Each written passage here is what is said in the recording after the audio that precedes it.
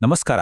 ಮಹಾಕವಿ ಲಕ್ಷ್ಮೀಶನ ಜೈಮಿನಿ ಭಾರತದ ವೀರಲವ ಕಾವ್ಯಭಾಗದ ಈ ಒಂದು ಸುಂದರ ವಿಶ್ಲೇಷಣೆಗೆ ಸ್ವಾಗತ. ಕರ್ನಾಟಕ ಕವಿಚೂತವನ ಚೈತ್ರ ಅಂತಲೇ ಹೆಸರಾದ ಲಕ್ಷ್ಮೀಶನ ಕಾವ್ಯದ ಸೊಗಸನ್ನೇ ನಾವೆಂದು ಸವಿಯಲಿದ್ದೇವೆ. ಬನ್ನಿ, ತಡ ಮಾಡೋದು ಬೇಡ, ನೇರವಾಗಿ ಆ ಸುಂದರ ಕಾವ್ಯಲೋಕಕ್ಕೆ ಹೋಗೋಣ. ಸೀದಾ ಸನ್ನಿವೇಶಕ್ಕೆ ಬರೋದಾದ್ರೆ ವಾಲ್ಮೀಕಿ ಮಹರ್ಷಿಗಳ ಆಶ್ರಮ. ಅಲ್ಲಿ ಬಾಲಕ ಲವ ಆಟವಾಡ್ತಾ ಇದ್ದಾನೆ. ಆ ಹೊತ್ತಿಗೆ ಸರಿಯಾಗಿ ಒಂದು ಯಾಗದ ಕುದುರೆ ಅಲ್ಲಿಗೆ ಬರುತ್ತೆ. ಈ ದೃಶ್ಯವನ್ನ ಕವಿ ತಮ್ಮ ಷಟ್ಪದ್ಯದಲ್ಲಿ ಎಷ್ಟು ಅದ್ಭುತವಾಗಿ ಕಟ್ಟಿಕೊಟ್ಟಿದ್ದಾರೆ ಅನ್ನೋದನ್ನ ಪ್ರತಿಯೊಂದು ಸಾಲಿನ ಮೂಲಕವೂ ನಾವೀಗ ನೋಡೋಣ.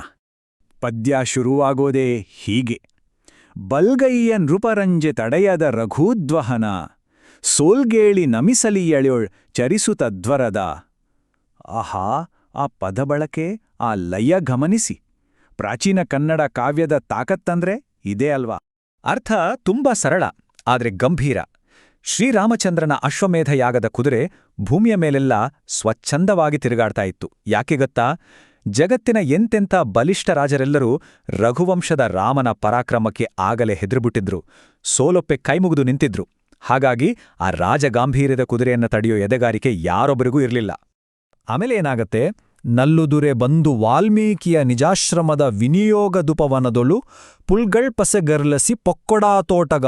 ಅಂದ್ರೆ ಯಾವುದೇ ಅಡೆತಡೆ ಇಲ್ಲದೆ ಇಡೀ ಭೂಮಂಡಲವನ್ನೆಲ್ಲ ಸುತ್ತಿದ ಆ ಬೆಡಗಿನ ಕುದುರೆ ನೇರವಾಗಿ ವಾಲ್ಮೀಕಿ ಮಹರ್ಷಿಗಳ ಆಶ್ರಮದ ಹತ್ರ ಬಂದು ನಿಂತಿದೆ.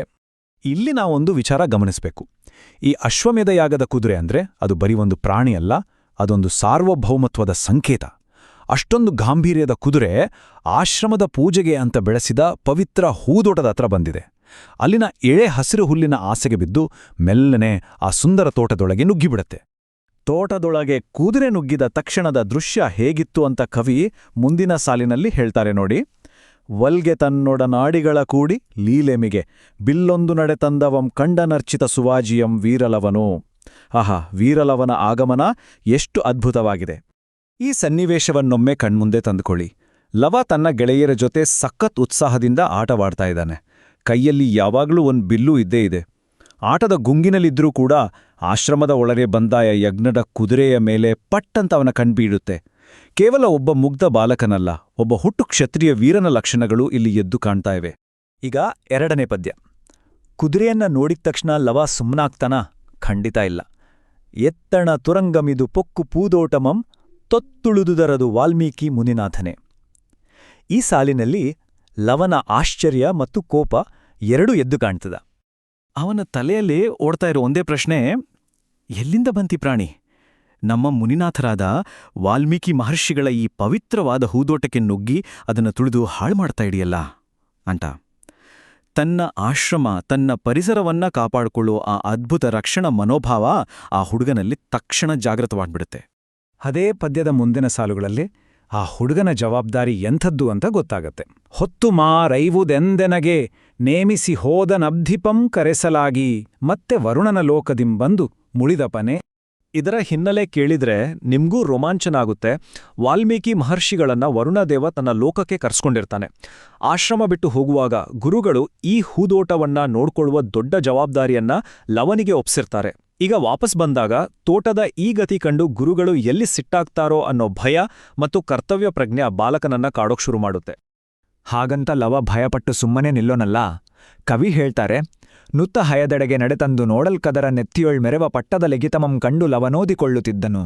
ಒಮ್ಮೆ ಯೋಚಿಸಿ, ಲವ ಎಷ್ಟು ದಿಟ್ಟ ಹೆಜ್ಜೆಗಳನ್ನಿಡ್ತಾ ಆ ಕುದುರೆಯ ಹತ್ರ ಹೋಗ್ತಾನೆ.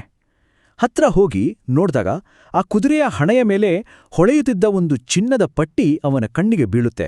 ಅದೊಂದು ರಾಜಶಾಸನ. ಆತ ಅದನ್ನ ನಿಧಾನವಾಗಿ ಓದುವುದಕ್ಕೆ ಶುರು ಮಾಡ್ತಾನೆ.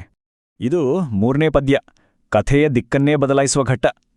ಆ ಚಿನ್ನದ ಪಟ್ಟಿಯ ಮೇಲಿದ್ದ ಅಕ್ಷರಗಳು ಹೀಗಿದ್ದವು: ಉರ್ವಿಯೋಳ್ ಕೌಸಲ್ಯ ಪಡೆದ ಕುವರಂ ರಾಮ, ನೊರ್ವನೇ ವೀರನಾಥನ ಯಜ್ಞತುರಗಮಿದು, ನಿರ್ವಹಿಸಲಪರಾರದೊಡಂ ತಡೆಯಲೆಂದಿರ್ದ ಲೇಖನವನೋದಿ. ಆ ಬರಹದಲ್ಲಿದ್ದ ಅಹಂಕಾರ ಎಂಥದ್ದು ಅಂದ ಗಮನಿಸಿದ್ರಾ? ಈ ಇಡೀ ಭೂಮಂಡಲದಲ್ಲಿ ಕೌಸಲ್ಯೆಯ ಮಗ ರಾಮ ಮಾತ್ರವೇ ಏಕೈಕ ವೀರ. ಇದು ಅವನ ಅಶ್ವಮೇಧ ಕುದುರೆ. ಪ್ರಪಂಚದಲ್ಲಿ ಬೇರೆ ಯಾರಾದರೂ ನಿಜವಾದ ವೀರರಿದ್ದರೆ, ಧೈರ್ಯವಿದ್ದರೆ ಈ ಕುದುರೆಯನ್ನ ತಡೆಯಲಿ ಅನ್ನೋ ನೇರ ಸವಾಲು ಅದಾಗಿತ್ತು.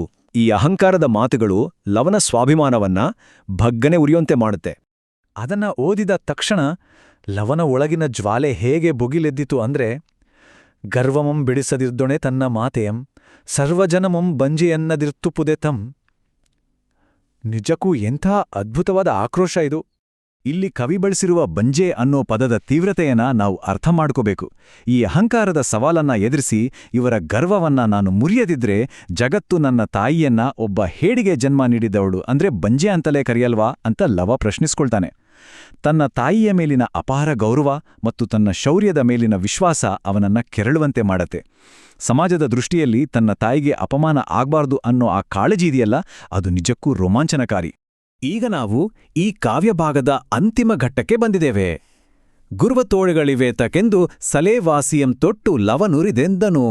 ಕೇವಲ ಈ ಒಂದು ಸಾಲಿನಲ್ಲಿ ಕವಿ ಲಕ್ಷ್ಮೀಶ್ ಒಬ್ಬ ಮಹಾನ್ ವೀರನ ಉದಯವನ್ನ ನಮ್ಮ ಕಣ್ಮುಂದೆ ನಿಲ್ಲಿಸ್ಬಿಟ್ಟಿದ್ದಾರೆ.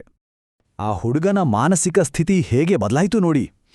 ಮೊದಲು ಬರೀ ಕುತೂಹಲ, ಆಮೇಲೆ ಆ ಬರಹ ಓದಿದಾಗ ಆಘಾತ, ತಾಯಿಯ ಗೌರವದ ಪ್ರಶ್ನೆ ಬಂದಾಗ ಎದೆಯಲ್ಲಿ ಉಕ್ಕಿದ ಅಭಿಮಾನ, ನನ್ನ ಈ ಬಲವಾದ ತೋಳುಗಳು ಇರೋದಾದರೂ ಯಾಕೆ ಅಂತ ರೊಚ್ಚಿಗೆದ್ದು ಬಿಲ್ಲಿಗೆ ಬಾಣ ಹೂಡಿ ಯುದ್ಧಕ್ಕೆ ಸಂಪೂರ್ಣವಾಗಿ ಸಜ್ಜಾಗಿ ನಿಂತೇ ಬಿಡ್ತಾನೆ. ಈ ಅದ್ಭುತವಾದ ಕಾವ್ಯದಿಂದ ನಮಗೆ ಅರ್ಥ ಆಗುವುದು ಇಷ್ಟೇ: ನಿಜವಾದ ಶೌರ್ಯಕ್ಕೆ ವಯಸ್ಸಿನ ಹಂಗಿಲ್ಲ.